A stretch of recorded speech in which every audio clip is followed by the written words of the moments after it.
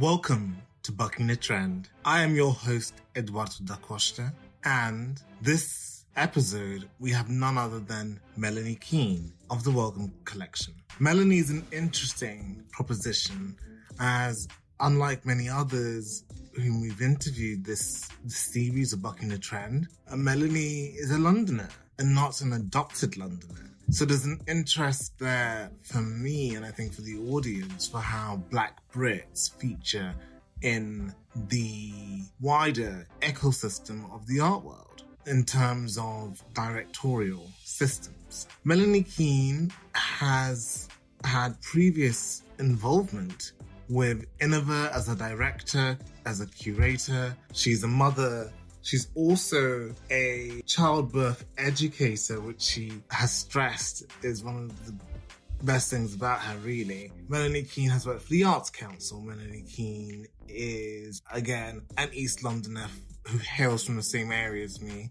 Melaine is one of the most interesting people in terms of the BIPOC experience because of her unwavering support for community and just kind of getting in a different understanding of Stuart Hall's legacy from the inside and much more. She also mentions Sonia Boyce and other people besides who have made her career what it is. I hope you enjoyed this episode. Yeah, let's start with, how's your day been? How's my day been? Probably not the question to start with.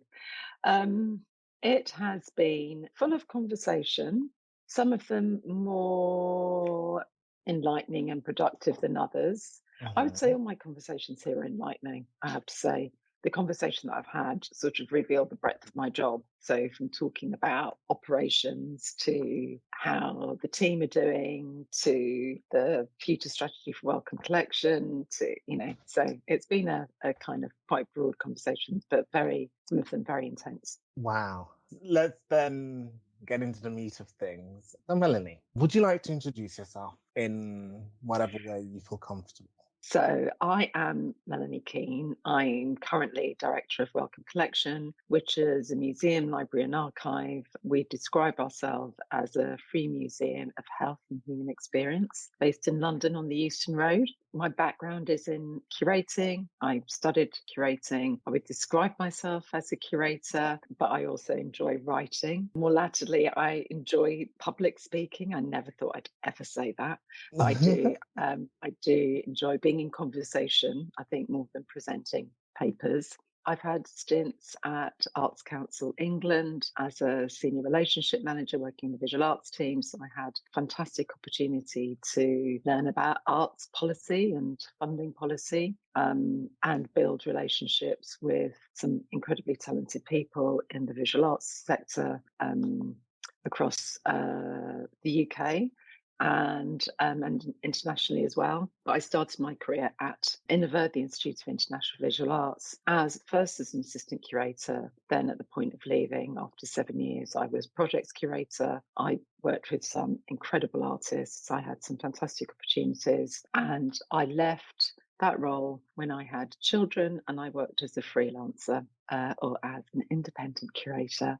I had done a couple of curatorial projects, but I worked more as a kind of independent curator consultant before joining the Arts Council. And when I left the Arts Council, I went back to Innover as director, and I spent 4 years as director of Innover before joining Wellcome Collection. That's me in a nutshell. That's my art context. That's your clotted history of your progression. So I like to describe our conversations here as free indirect speech, no joking, as an archaeology into your progression as a way or a mirror into what other people who are from diverse backgrounds, let's put it in a very direct way, Black predominantly professionals who are at the early stages of their career, young people, etc., could glean from the way that you have managed to manage your career, create a career, build a career. So with that in mind, let's go into the early stages. What was your early education like? So I grew up in East London, and actually I talk about my early life a lot because I think that it's important to talk about where we've come from and recognize actually that someone in my position has experienced an enormous amount of privilege. And how do I, in acknowledging that privilege, how do I then support others who are coming after me and who will, far exceed what I'm doing, I hope. So, yeah, I grew up in East London, child of Jamaican immigrants. I went to primary school in East London, but I went to secondary school in Essex because I think, my parents didn't want me to go to the local school. It did have a poor reputation. Interestingly, when I think about that, perhaps that's another story. When I think about that, I think a lot of that is to do with the sort of racial tensions that existed in East London at that time, as if they didn't exist in Essex. that was that was. I think they were less pronounced in Essex. So the school that my brother and I went to, we were the only black kids that were there. There were another two children of Asian descent who were at different years to us in the school. So that had its fair share of challenges. After I left school, I applied to do an art foundation and I got onto a foundation at somewhere called East Ham College of Technology, which is in East London near Upton Park, Plaistow. And I was really fortunate at that time to meet Sonia Boyce. She had graduated a couple of years before me, and the head of the foundation course said, "You must speak to Sonia." So I established a relationship with her then, and actually I've never looked back on my relationship with Sonia. Our paths always seem to intersect, which is fantastic. Wow. So I have got, it's quite a kind of long sort of winding tale. If you're okay, I'll just keep I'll keep going on. Or did you want me to stop and No. I think these stories need to be told in a way that is sort of authentic to your experience and to your own words. So I was just going to chime in and say something along the lines of, I also grew up in East London. I currently live, I'm not sure if Goodmayes is quite Essex enough. Goodmayes is quite Essex. Well, I grew up in Manor Park. So did I And grew up in that area too, but yeah, Forest Gate, I was born. sort of I was born Stratford, in Forest Gate. even better.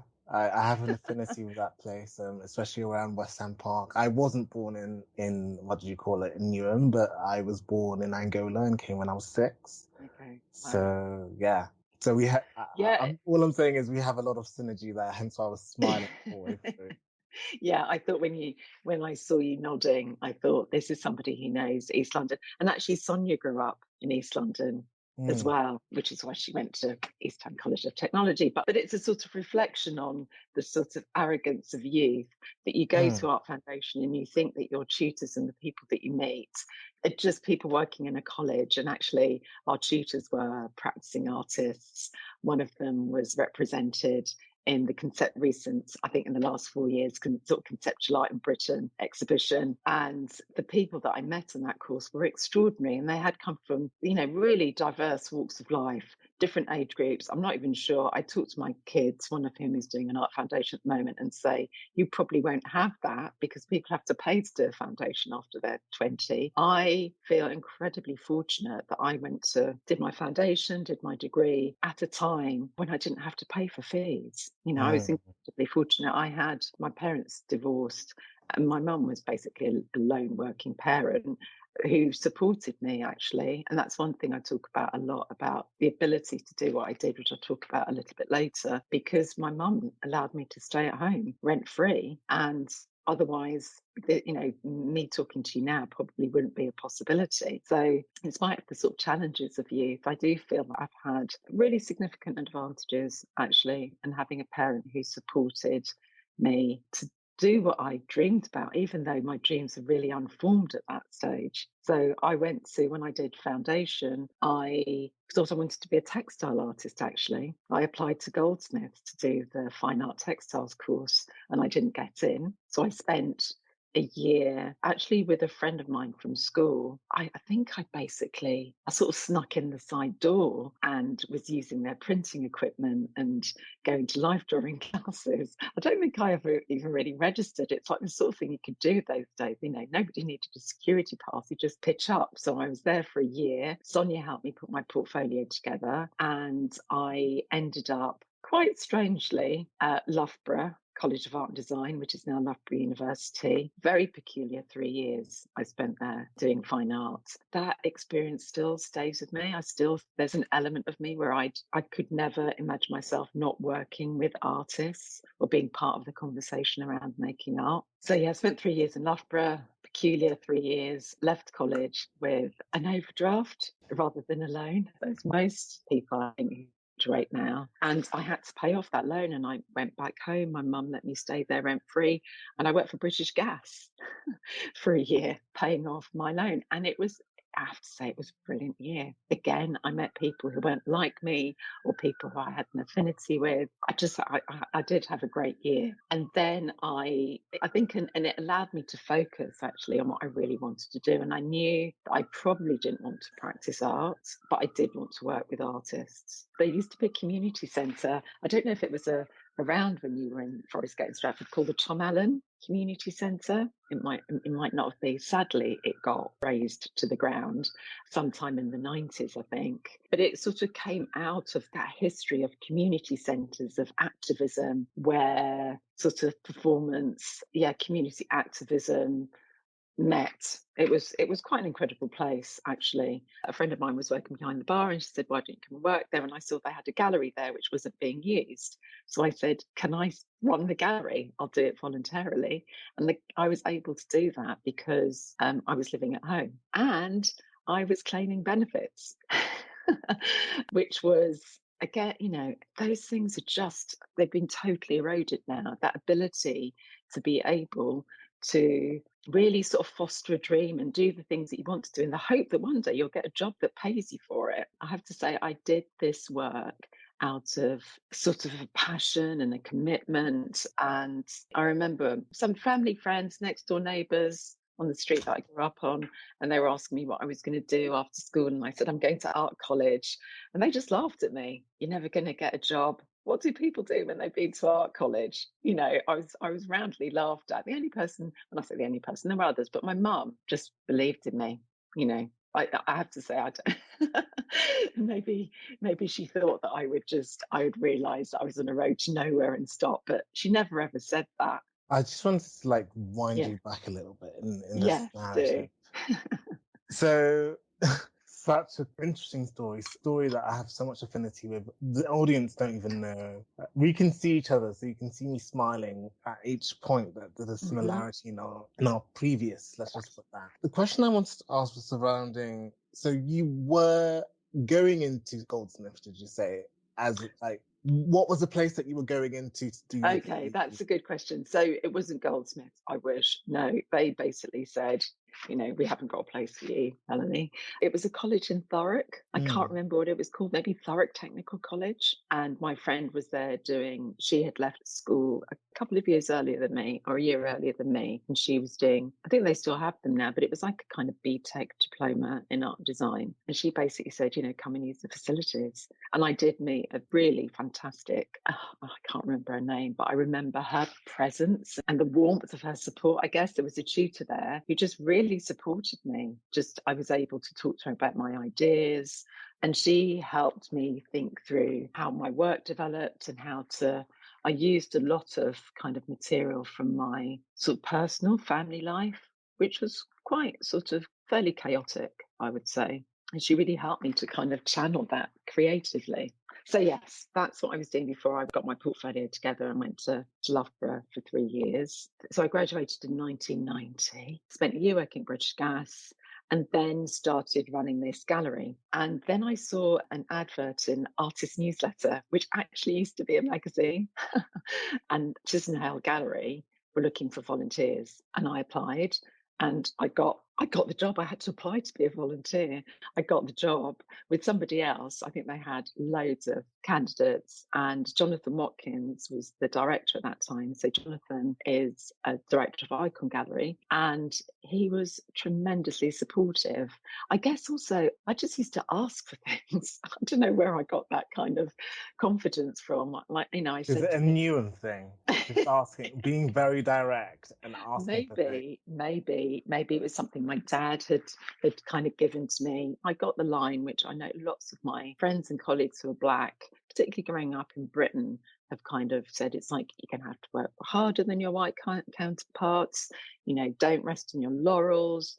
You're going to be accused of things you haven't done. You're going to all this stuff, that you're carrying around as a young person, which is a lot. So I don't know if there was a bit of that, or I don't know. I'm not quite sure where I got that confidence from. I wouldn't necessarily describe myself as a very hugely confident person, but I think I saw an opportunity and I would ask for something. So I asked him if I could work on some of the exhibitions and work directly with some of the artists. So I was basically a gopher for people like Christine Borland, who did one of her, I think her first solo show there. I met a lot of artists. It was really good. And I worked on the front desk and I helped with a bit of bookkeeping. And if anybody phoned up, any galleries phoned up and said they needed an assistant, Jonathan said, would you like to be considered for this job? He was really supportive. And I think I saw this or he saw, I think it might be, I saw an ad for I think it was in The Guardian, the MA it was called Visual Arts Administration, but it was the MA in Curating at the Royal College. And I think I spoke to him about it and he was so supportive. He was like, you must apply for this. And I applied the first year and I didn't get in. And actually, it just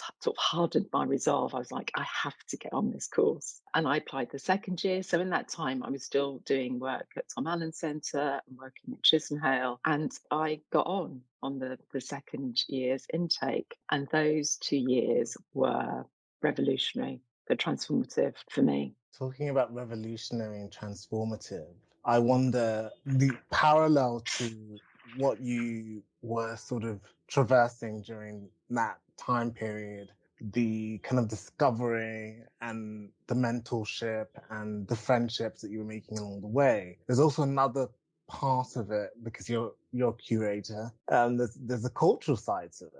So you mentioned there being a bar next to the gallery in Newham. Tell us a little bit about how your sort of cultural life was going at that time, maybe what you were listening to, the inspiration. You mentioned Song Your Voice, but like other visual prompts that were sort of like inspiring you toward the person that you are, Yeah, it's such a good question. And when I saw this as a question you're going to ask, I was thinking it's so good because actually, I'm a child of I suppose I sort of, that transition between child and adult or adolescence just happened in the 80s. The 70s was really a time of culturally around music, around listening to lots of the music my parents listened to, lots of reggae, lots of ska, but also lots of sort of 1960s melodic tunes.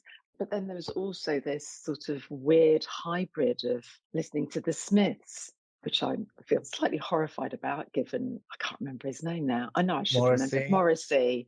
Morrissey's right wing, just That's why outright they haven't right got wing. back together again. I haven't been able to do that in the same enthusiasm when I started uni. You were in Loughborough when you uni, so I can imagine there must have been quite an indie scene at that time. Yeah, there was. Sinead O'Connor, I remember going to see her at the Student Union. A real sort of mixed bag of musical, which I suppose describes that. Hybridity doesn't even really describe it. It's like this, I use the word melting pot. It's just like such a hackneyed term. But I think it kind of does a sense that were you allowed to? I really felt that as I got older. Was I allowed to kind of like the Smiths? Should I be liking another band? That question to an extent still today, doesn't it? That question specifically about cultural awareness. So I like to weave my questions in a very sort of ad hoc way, but the question of cultural awareness is quite important because when did you actually begin thinking about art? Was it just a subject you did in school that you excelled at, that you enjoyed? Okay, that's it, yeah. And then I would love if you could then weave in a little bit about awareness of other factors, like geographical, political factors that may influence Yeah. your... Mm-hmm.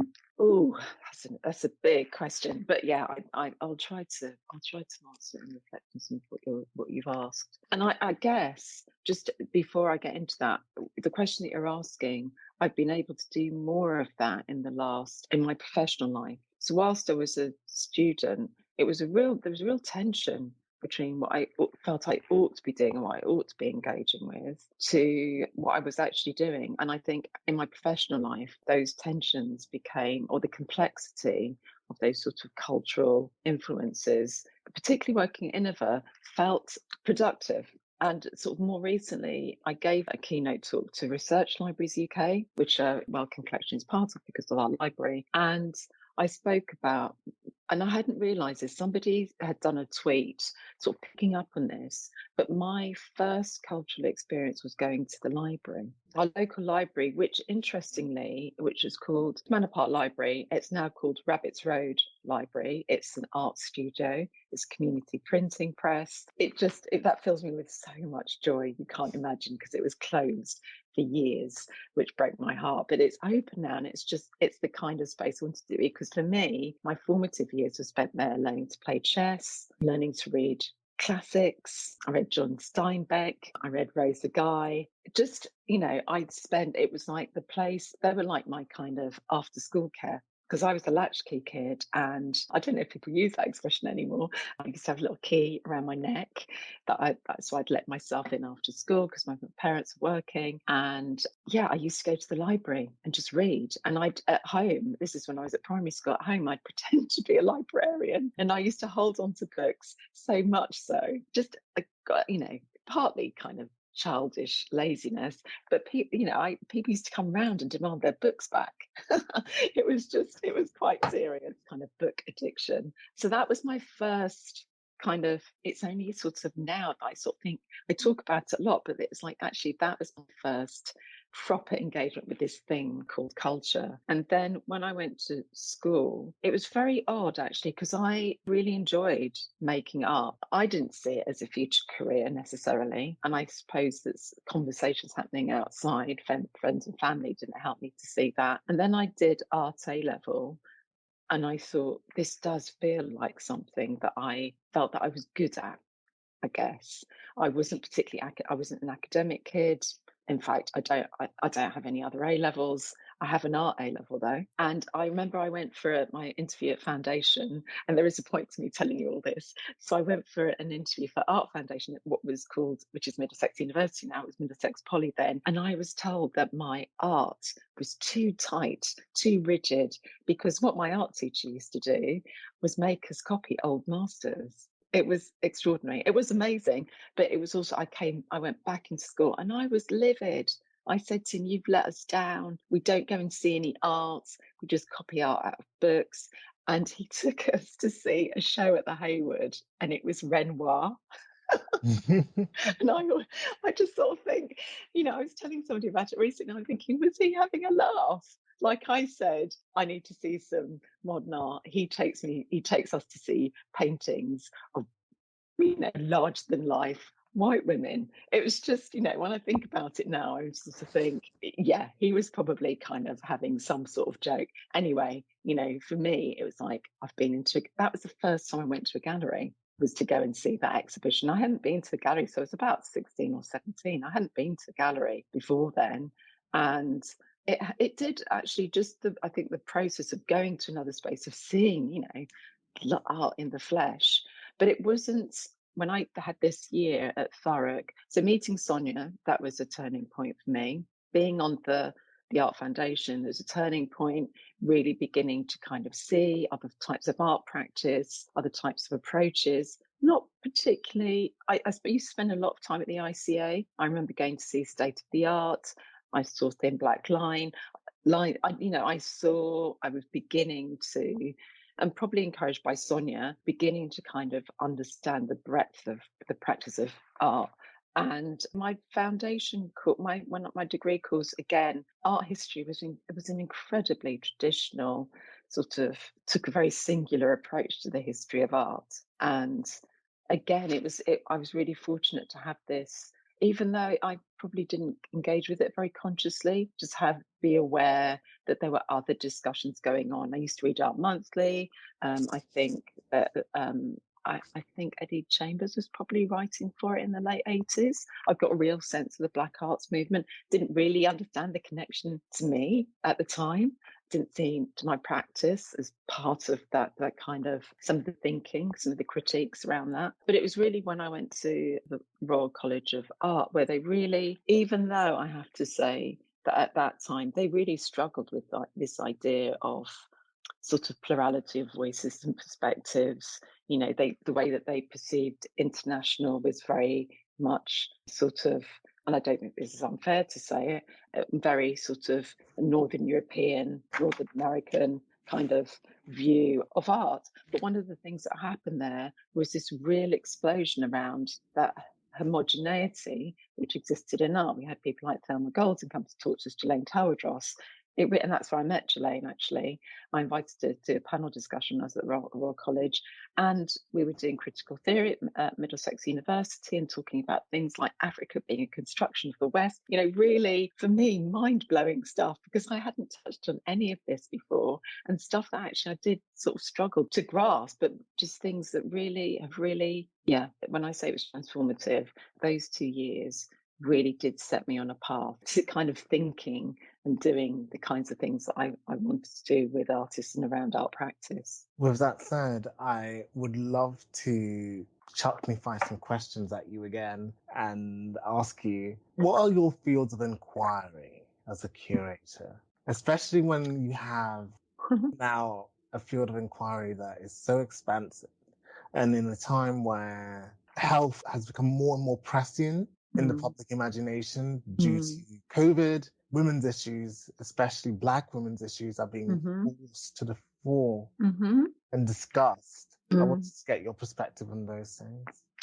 Yeah, it's kind of, this is going to be, I probably don't know if I want this included actually. My roles now, certainly at my role at Innova and my role at Wellcome Collection is less to do with curating and more to do with kind of shaping the future, if that makes sense. More about this is the direction we're going in and these are the things we're going to achieve, and less about individual curating. I have to say I miss curating.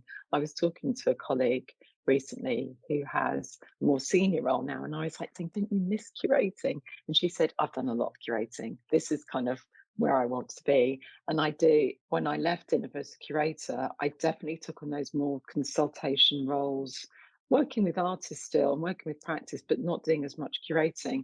It's interesting, the question that you posed about big questions around health and women. And I am particularly interested in women and women's sexual health. And something actually which I think I've said publicly in certain areas, but I haven't said it, I haven't made a big announcement about it, is that when I was at the Arts Council, I was also training to be a childbirth educator.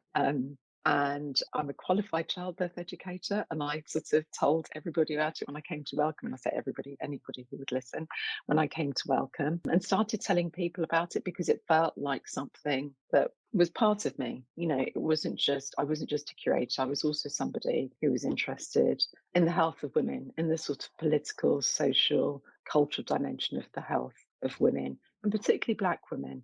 And as you say, there are really enormous questions around sort of radically poor outcomes for the health of Black women and women overall, but particularly for Black women. One of the things I'm really interested in, sort of in terms of the line of inquiry, are around questions about sexual reproduction and, for want of a better expression, I guess, state violence, state oppression of women to have the freedom over sexual reproduction. And there have been, Paula Rega, I have to say, I've been a fan of. She's kind of one of those artists that I've just always felt connected to, I guess, when other artists might have fallen by the wayside. There's a fantastic photographer whose name I'm not going to remember, but I am going to kind of, as I'm talking, I'm going to see if I can find it, because I did post something on Instagram a long time ago about her work, but she created a series of really powerful, doesn't even begin to describe, visceral works of women who had been censored from taking action on their own bodies, so were unable by the state to have their pregnancies terminated. I think she was shortlisted for the Deutsche Photography Prize at the Photographers Gallery. Just a phenomenal piece of work on a personal level, I guess, more than an institutional level, although, The twain shall yes. meet. Yes, that's something that I feel very invested in. The politics of skin as well and colorism is something that I'm really connected to. We're actually developing an exhibition, broadly speaking, around beauty. For me, I don't think you can have the kinds of exhibitions that we do at Wellcome Collection and also hold the collection that we do without thinking about the real tensions between the kind of the social, political, and the cultural. So much there, so much there. And I remember when I was younger going on a date to the Welcome Collection, and Okay. there was a, as you do, and Yeah. there was a show on surrounding sexuality, and they had Oh, all of yes. these different sort of implements of torture and pain. I think it was something called like pleasure and pain or something, Yeah. Yeah. and it blew my mind.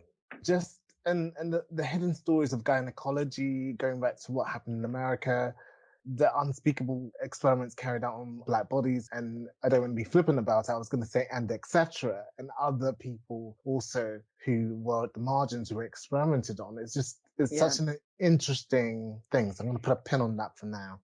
So the artist was Laia Abriel, and the Laia work is Abril. called and the work's called On Abortion, and it forms a book as well. Oh, I'm gonna have to look into that. We've done most of the kind of plate spinning questions, as I call them. Yeah. And when do you think you achieved your first break in the curatorial world? And is there actually such a thing as a break? Or are they continuous moments of Mm. breaking? Continuous moments of kind of opportunities arising, I guess.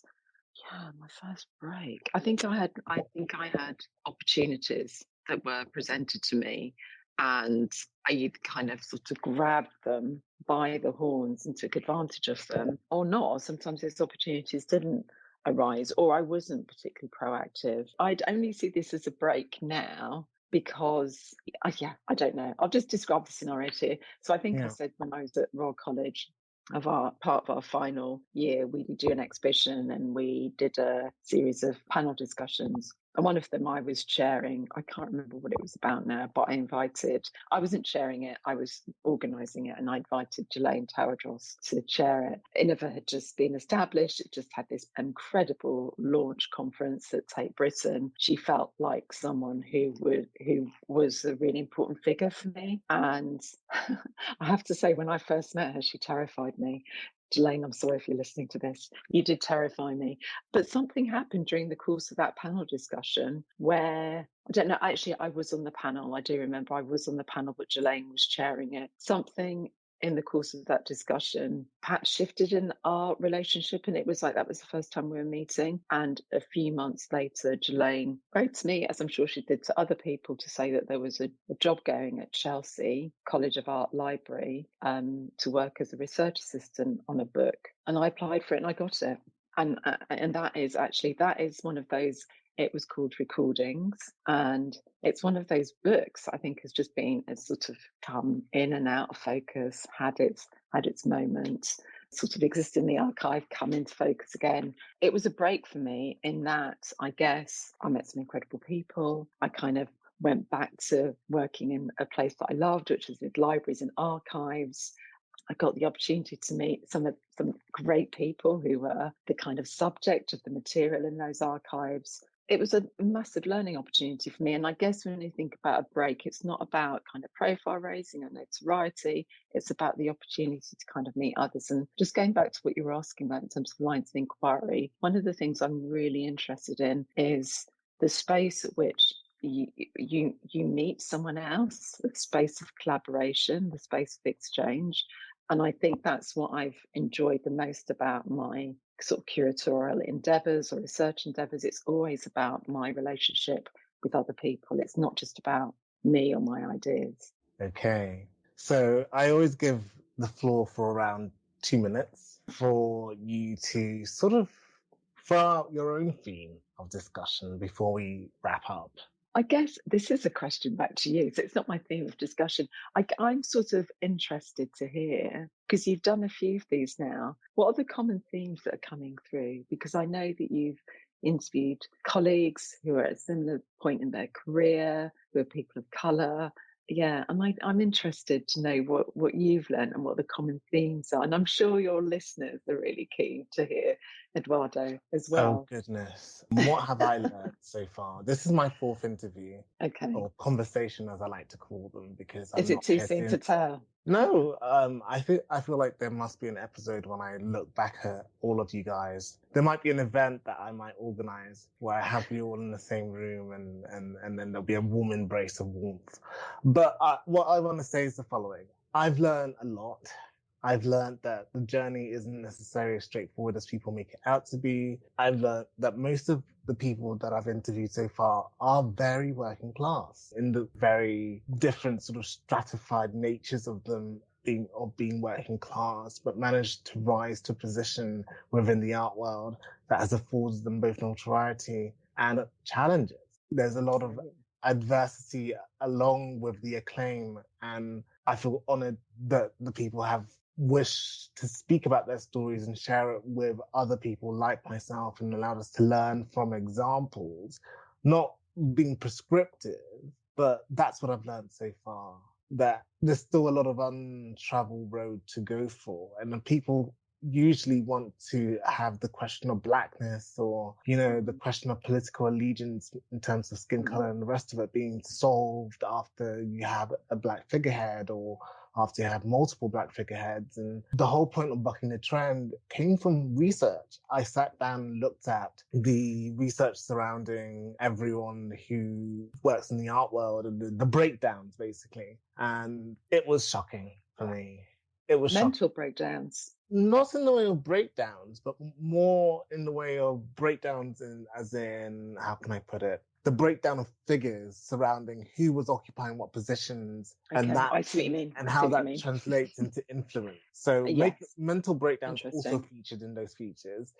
And I gathered report writers from across this political spectrum, including not the political spectrum, but from the research perspective. So, for example, the current mayor of a Northwest region, Tracy Brabin, who did a report for Parliament on the creative industries. Oh, and a few others who did amazing research proposals. I've got them written down somewhere. And what I'd love to see them. I'm always I'll interested in send you the data like that. report, Yeah. because that's why I did this. So I could get a sense of, because I do interviews with people who are on both sides of the spectrum now. I used to do it with people who are beginning and in sort of in the middle on Instagram during lockdown, and now it's turned into something a little bit more full circle. But too much about me. This is more about you. But I think it's good, I think that, is there a common theme? Is there a common element? Not that somehow that becomes a template. And actually, you bring up the thing about challenges. We all face, I think, in working at any level, actually. But I think I might get challenged on this.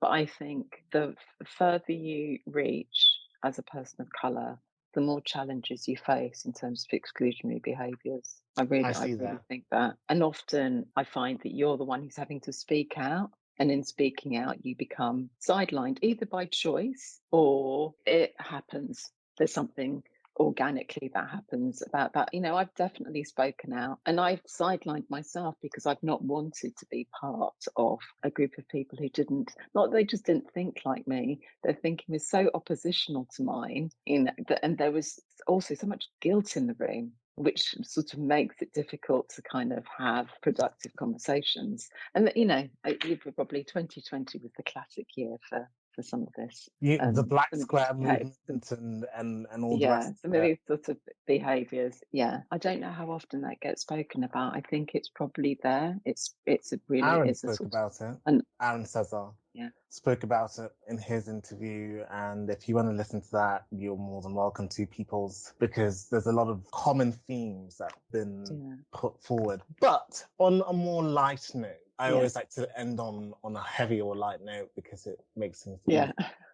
Any final remarks, pearls of wisdoms, and anyone that you'd like to thank on your rise? So you can take them in whatever order you want. Anyone I'd like to thank? Oh God, there's so many people. And I've thanked them in different spaces as well, I guess. It's Sonia Boyce, just being available to me. I was 19, I think. She wasn't that much older than I was. And she sort of made herself available to me. Jelaine gave me I suppose we spoke about this first break. She gave me my first break after doing that research assistant role. She recruited me to be assistant curator working with Guy Brett. It's just like an absolute dream to have done that, to have worked on Lee Shear's archive, to have developed his exhibition. And, Guy, I think, is I feel so sad that Guy has passed, but just like one of the most sort of seminal curators of our time. Jonathan Watkins, just for like being, he was a bit of a cheerleader, just like letting me know that I could achieve stuff. And I think that there are other people actually who have, and I remember saying this in another talk that I gave, who saw things in me that I didn't quite see in myself, that helped me to I'd ask the question, instead of turning around and saying, no, Melanie, what you're thinking, it was always, of course you can, yes, you must. So yeah, there are, and I still think about Stuart Hall a lot, and I feel very privileged to have shared the same space as Stuart, and to be being part of Innova as well. Actually, I feel grateful to have had that experience in my life.